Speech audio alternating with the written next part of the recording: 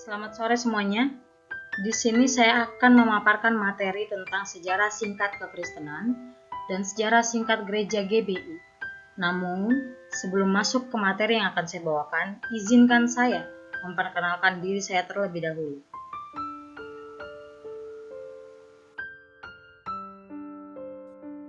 Perkenalkan, nama saya Alika Christine Malau dengan NIM 3524 10904 dari kelas C14 mahasiswa Prodi Teknik Industri.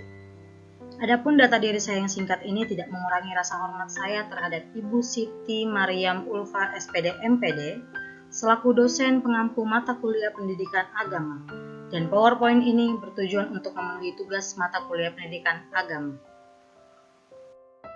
Berikut daftar isi yang akan saya paparkan dalam materi saya, yaitu ada latar belakang yang pertama, yang kedua pengertian tentang kekristenan, yang ketiga kitab agama Kristen atau Alkitab, yang keempat penjelasan Gereja Bethel Indonesia.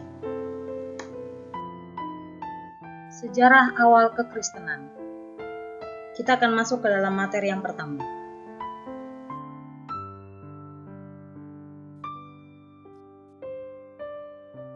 Kekristenan. Kristen atau kekristenan adalah agama yang didasarkan pada kehidupan dan ajaran Yesus Kristus yang diyakini sebagai anugerah dan putra Allah oleh pengikutnya. Agama ini didirikan di Roma, Italia pada abad pertama Masehi dan sejak itu telah menjadi salah satu agama terbesar di dunia. Selama berabad-abad, gereja Kristen berkembang dan menyebar ke seluruh dunia dan menjadi agama dominan di banyak negara. Gereja Kristen memiliki peran penting dalam membentuk budaya, politik, dan seni di seluruh dunia dan telah memainkan peran penting dalam banyak peristiwa sejarah penting. Saat ini, ada lebih dari 1 miliar orang Kristen di seluruh dunia, menjadikannya agama terbesar di dunia.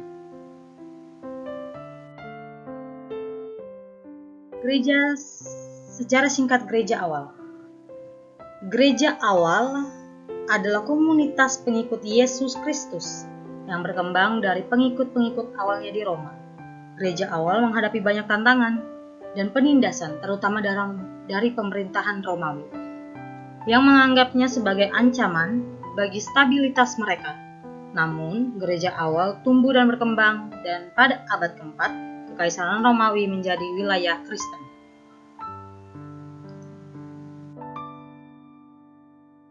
Pengertian tentang kekristenan.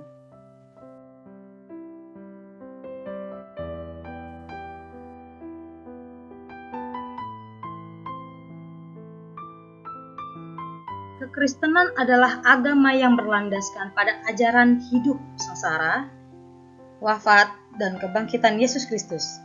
Salah satu dasar dalam kekristenan adalah kasih, pengampunan, dan perdamaian.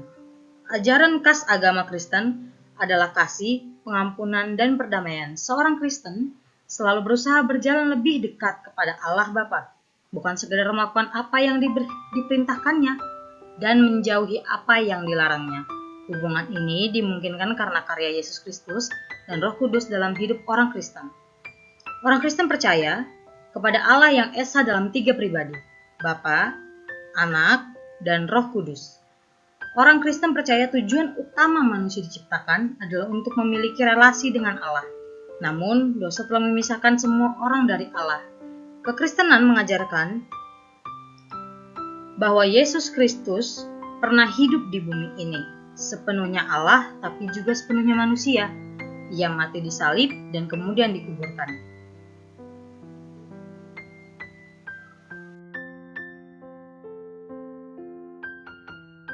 Apa dasar iman kekristenan?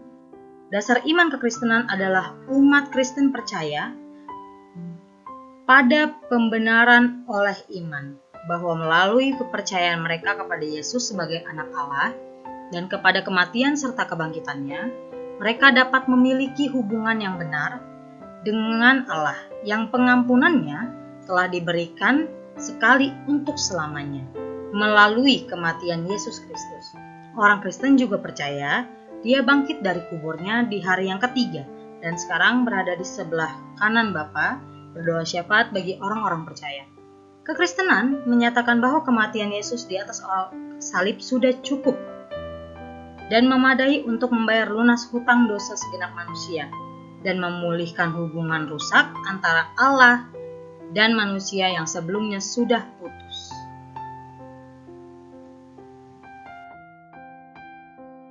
Yang kedua ini, kita akan membahas kitab agama Kristen atau yang biasa kita kenal Alkitab.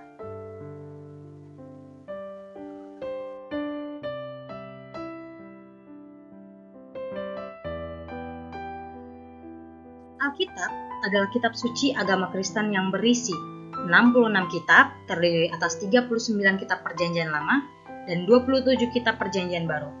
Umat Yahudi dan Kristiani memandang kitab-kitab dalam Alkitab sebagai hasil dari pengilhaman ilahi dan sebagai catatan otoritatif mengenai hubungan antara Allah dengan manusia.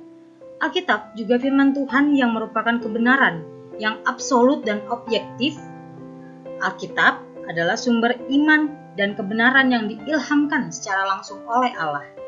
Alkitab juga merupakan firman Tuhan yang berkuasa karena Roh Kudus yang menuntun setiap penulisnya dalam menulis kitabnya masing-masing.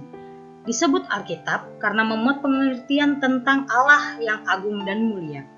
Dan disebut kitab suci karena melalui sabda yang suci hadir ketika dibaca dan diucapkan. Ada 3 cara membaca Alkitab. Lectio artinya bacaan suci. Alkitab juga merupakan dasar pedoman hidup manusia. Berikut gambar Alkitab yang sudah didesain dari Alkitab yang sebelumnya. Alkitab ini sudah didesain dan diperbaharui dengan model yang lebih modern. Baik, materi selanjutnya tentang penjelasan Gereja Bethel Indonesia.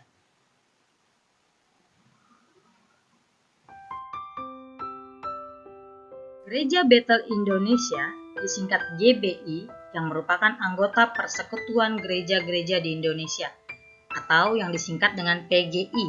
Selain PGI, GBI juga merupakan anggota dari Persekutuan Gereja-Gereja dan Lembaga-Lembaga Injil Indonesia, PGLII, dan Persekutuan Gereja-Gereja Pentakosta Indonesia, PGPI. GBI berdiri sebagai hasil perkabaran Injil dari Bethel Pentecostal Temple in Seattle, Washington, Amerika Serikat, yang mengutus 2 orang misionarisnya, Rev Van Claveren dan Rev Groesbeck ke Indonesia.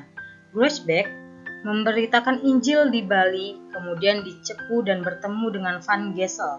Beberapa tahun kemudian, Groesbeck pindah ke Surabaya dan seterusnya ke Batavia tahun 1926.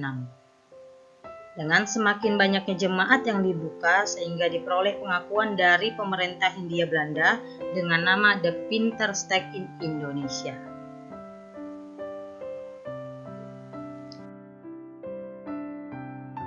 Demikian presentasi yang bisa saya bawakan. Kurang lebihnya saya mohon maaf apabila ada kesalahan dalam membawakan materi atau informasi yang saya sampaikan ataupun dalam penulisan materi ini, saya memohon maaf. Sekian dari presentasi saya, terima kasih.